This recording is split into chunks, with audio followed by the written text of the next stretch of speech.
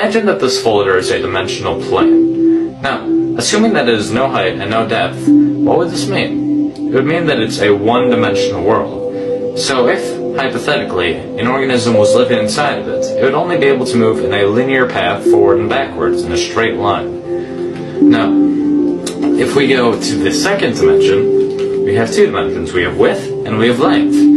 So hypothetically, if an organism lived inside of here, then it would be able to move up, down, left, right, and anywhere else in between.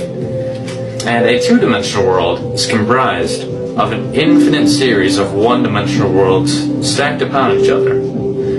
Just as our three-dimensional world, which has depth and length and height, is comprised of an infinite series of two-dimensional worlds. So, now that I have stacked many folders upon each other, we have three dimensions. We have depth, we have length, and we have width. Now what happens if you keep going on from here on out? We would have a four-dimensional world. But what exactly is the fourth dimension? In order to understand this, we need to understand how dimensions are perceived. We live in the three-dimensional world, but despite that, we actually view things to be two-dimensionally. Take a perfect sphere, for example. If you're looking at a sphere, it looks just like a regular two-dimensional circle.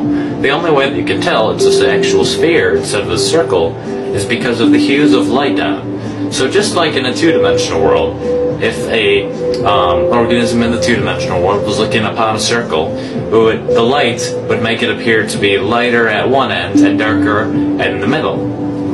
Also, if an object is moving closer and farther away from you, you don't actually perceive that it's getting closer and farther away. You see that it's getting smaller or larger, and then you assume that it's getting either farther away or closer.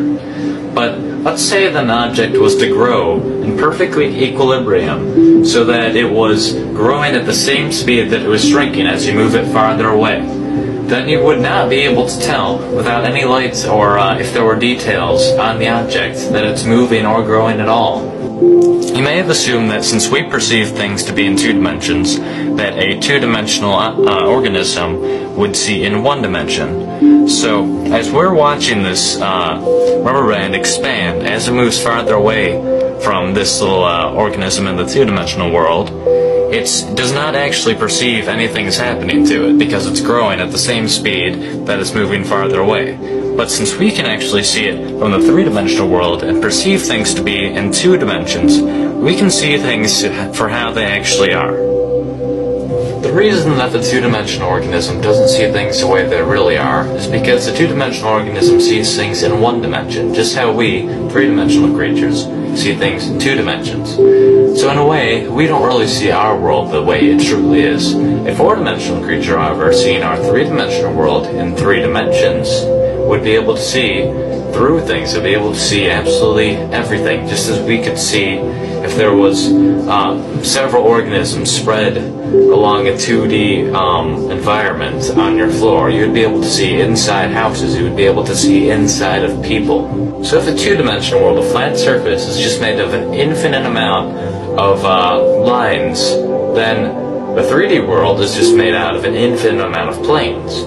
So the 4D world, logically, is made out of an infinite amount of 3D objects, though they're not just put together like you would like building blocks. That's not how the 4D world is. That would just be 3D again. So in order to understand this, we need to understand the logical progression of mathematics in our world.